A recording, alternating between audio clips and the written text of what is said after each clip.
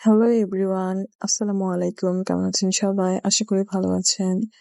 আজকে আপনাদের সাথে শেয়ার করব রসগোল্লা রেসিপি। রসগোল্লা তৈরির জন্য প্রথমে আমি নিয়ে নিয়েছি 1 লিটার দুধ এবং দুধটাকে আমি জাল করে ছানা তৈরি করে নিয়েছি। ছানাটা তৈরি করে নেওয়ার পর ছানা থেকে আমি খুব ভালোভাবে পানিগুলো ঝরিয়ে নেব। আর ছানাটা আমি টক দই দিয়ে করেছি, যে কারণে আমার ছানাটা খুবই সফট হয়েছে।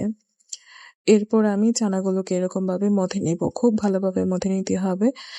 একেবারে অনেকটা সময় নিয়ে ছানাগুলোকে মথে নিতে হবে। হাতের তালু দিয়ে ঘষে ঘষে মথে নিতে হবে, নাহলে কিন্তু মিষ্টিটা পারফেক্ট হবে না। ছানাগুলো মথে নেওয়া হয়ে গেলে আমি এই ছানাতে দিয়ে দেব অল্প পরিমাণে চিনি, 1 চা চামচের পরিমাণ, এবং চিনিটাকে আমি ছানাগুলোর সাথে খুব ভালোভাবে মিশিয়ে নেব। চিনিটা মেশানো হয়ে গেলে আমি ছানাটাকে কিছুক্ষণ মথে নেওয়ার পর এরকম ছোট ছোট করে পিস করে নেব, এবং এই পিসগুলো থেকে একটা একটা নেব এবং রাউন্ড শেপ দিয়ে রসগোল্লা তৈরি করে নেব। সবগুলো রসগোল্লা তৈরি করে নেওয়ার পর আমার এখানে মোট 16টা পিস হয়েছে। তো এরপর আমি শিরা তৈরির জন্য চলে যাব। শিরা তৈরির জন্য আমি নিয়ে নিয়েছি 1 কাপ চিনি এবং 4 কাপ পরিমাণ পানি। চিনি পানি নেওয়ার পর আমি চুলায় চলে যাব এবং এখানে আমি একটু লবণ এবং 2টা এলাচ এরকম চিড়ে দিয়ে দিলাম। তারপর আমি কিছুক্ষণ নাড়াচাড়া করে চিনিটাকে মিশিয়ে নিলাম। চিনি মেশানো হয়ে গেলে তারপর আমি সবগুলো রসগোল্লা একটা একটা করে দিয়ে দেব এবং ঢাকনা দিয়ে রেখে দেব।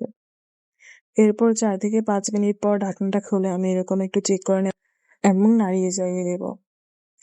এরপর আমি আবারও ঢেকে দেব 10 থেকে 15 মিনিটের জন্য। 10 থেকে 15 মিনিট পর আমি ঢাকনাটা খুলে দেখব মিষ্টিগুলো ফুলতে শুরু করেছে, এবং এই পর্যায়ে কিন্তু মিষ্টিগুলো ফুলে প্রায় ডাবল হয়ে যাবে। এই পর্যায়ে মিষ্টিগুলোকে কিন্তু খুব বেশি নাড়াচাড়া করা যাবে না, বেশি নাড়াচাড়া করলে ভেঙে যেতে পারে। এরপর আমি আবারও ঢেকে দেব প্রায় 5 থেকে 6 মিনিটের জন্য, এবং আমি ঢাকনাটা খুলে অল্প একটু নাড়িয়ে চাড়িয়ে দেব। খুব সাবধানে কিন্তু মিষ্টিগুলো নাড়তে হবে। এরপর আমি আবারও ঢেকে দেব এবং 5 থেকে 7 মিনিট পর ঢাকনাটা খুলে দেখব মিষ্টিগুলো প্রায় একদম হয়ে এসেছে। এই পর্যায়ে আমি মিষ্টিগুলোকে চুলা থেকে নামিয়ে নেব এবং এগুলোকে ঠান্ডা করে নেব। ঠান্ডা করে নেওয়ার পর এরকম একটা পাত্রে আমি এগুলোকে একটা একটা করে রেখে দেব, এবং সবগুলো রেখে দেওয়ার পর আমি শিরাটাকে এখানে ঢেলে দেব।